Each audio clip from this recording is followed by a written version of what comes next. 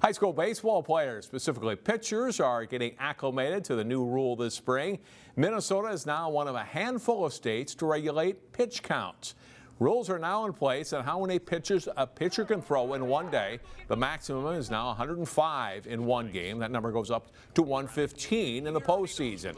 In addition, there are required days of rest in place for throwing between 31 and 50 pitches, 51 to 75, and 76 and above in a single game. We've talked to a handful of athletes and coaches this spring about the new pitch guidelines.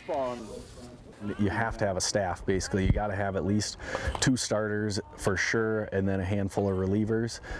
If you have 3 starters, you're kind of ahead of the curve. So, that's kind of what we're working towards, trying to at least slot 3 guys for sure, and then have some relievers there as well. I don't think it'll affect us really that much, if at all, because like I said before, we got a lot of arms we can rely on.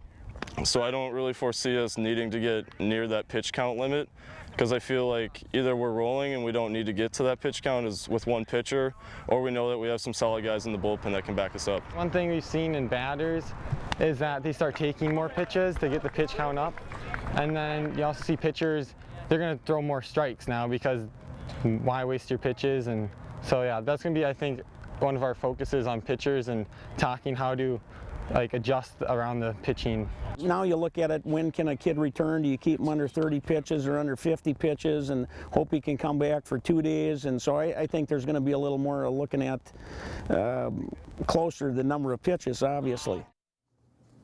Teams are also now required to track and record on the Minnesota State High School League website the number of pitches thrown by both varsity and lower level pitches.